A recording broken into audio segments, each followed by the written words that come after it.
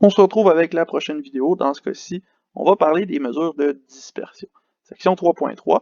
Dans cette section-ci, on se donne de nouvelles mesures statistiques qui vont nous permettre de définir un petit peu plus d'informations au sujet de nos séries statistiques. Jusqu'à maintenant, on a vu les mesures de tendance centrale. Ces mesures-là nous permettaient de trouver un centre, entre guillemets, de notre série statistique. Maintenant, on va aller voir la dispersion de ces séries statistiques-là. On commence par définir qu'est-ce que c'est des mesures de dispersion. Ben déjà ici, c'est des statistiques qui vont représenter la variabilité de différentes valeurs dans une variable. Qu'est-ce qu'on veut dire par là? Ben, on va aller voir à quel point est-ce que nos variables se ressemblent beaucoup ou sont différentes entre elles à l'intérieur de notre série statistique. On veut voir si on tourne autour de la même valeur à l'intérieur de la série statistique ou si on est complètement dispersé et qu'on va voir un peu partout dans la série statistique. En effet, jusqu'à maintenant, tout ce qu'on a vu, c'était des mesures qui nous permettent de trouver un centre, comme je disais, entre guillemets, de nos données. Mais nous, on voudrait aller voir comment est-ce que les données sont placées à l'intérieur même de cette série statistique. Pourquoi est-ce que j'aurais besoin de ça? Ben, supposons qu'on regardait le tableau 3.9 ici, où on a deux séries statistiques. La série 1, qui est la série 6, 7, 8, 9, 10, 10, 9, 8, 7 et 6, et la série 2, qui est constituée seulement de 8.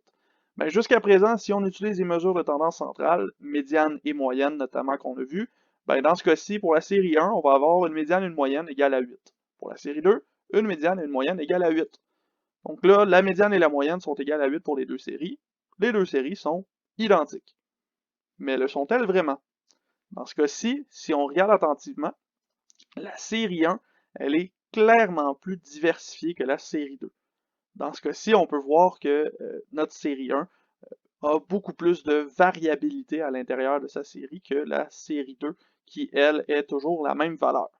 Donc, on se rend compte que les outils qu'on a jusqu'à présent ne sont pas suffisants pour aller décrire ce qui se passe à l'intérieur d'une série statistique. Ce qui veut dire qu'on n'a pas le choix, il va falloir qu'on se construise des nouveaux outils pour pouvoir distinguer ce qui se passe dans nos séries. Le premier outil qu'on va se donner, ça s'appelle l'étendue. Donc, on va faire le calcul et l'interprétation de l'étendue. Qu'est-ce que c'est l'étendue? Ben, c'est un écart entre le maximum et le minimum de notre série statistique. On va prendre le max, on va prendre le min, on fait la différence entre les deux, et c'est ce qu'on appelle l'étendue. C'est le calcul qu'on se donne pour l'étendue qu'on note E majuscule, on va chercher notre max, on lui soustrait notre minimum, et ça va faire la job pour l'étendue.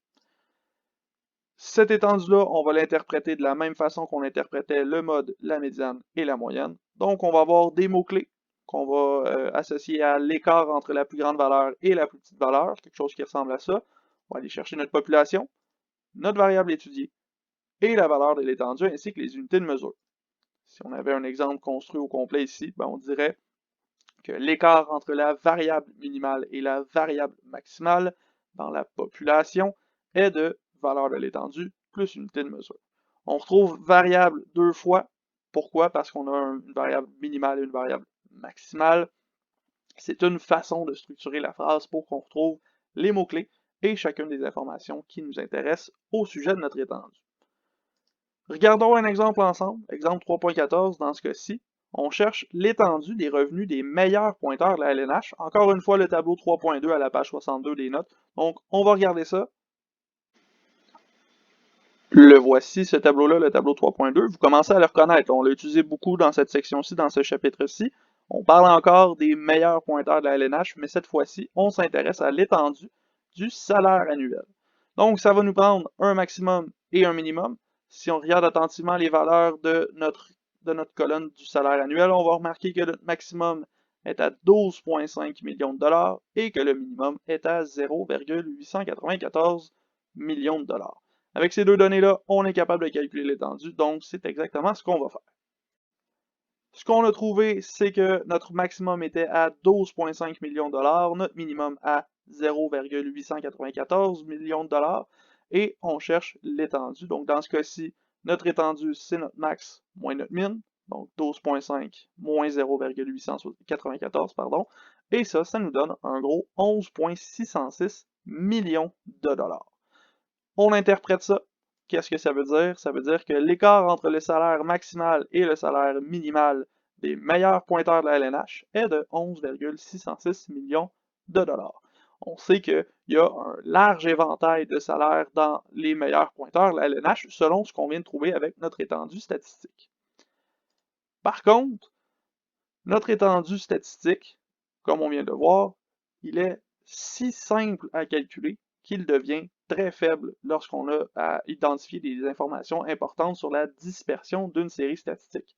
En effet, comme on travaille seulement sur deux valeurs, le max et le min, on se fout complètement de ce qui se passe à l'intérieur de notre série statistique. Donc l'étendue statistique va se rendre à sa limite très rapidement. En effet, si on observe l'étendue sur les deux séries suivantes, on a la série 6, 7, 8, 9, 10, 9, 8, 7, 6 et la série plein de 8 avec un 12. Dans ce cas-ci, la médiane de la série 1 est égale à 8, la médiane de la série 2 est égale à 8. On se dit, bon, ben, on va aller chercher les étendues. L'étendue de la série 1, comme on se fie seulement au maximum et au minimum qui sont 10 pour le maximum, 6 pour le minimum, on retrouve un étendu de 4.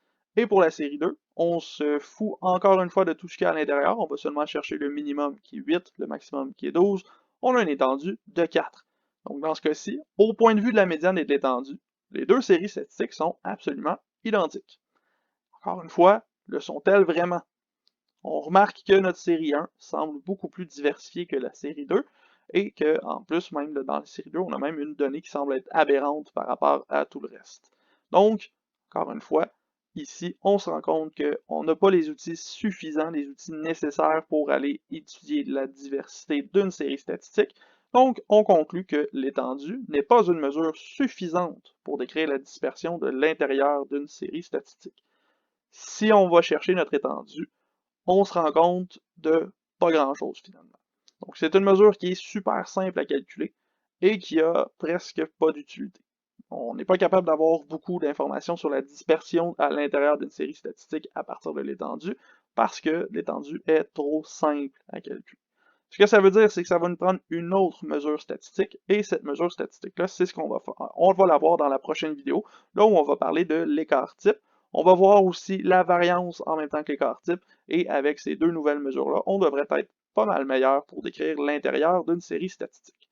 Donc pour l'instant, ça fait le tour de l'étendue. On se revoit dans une prochaine vidéo.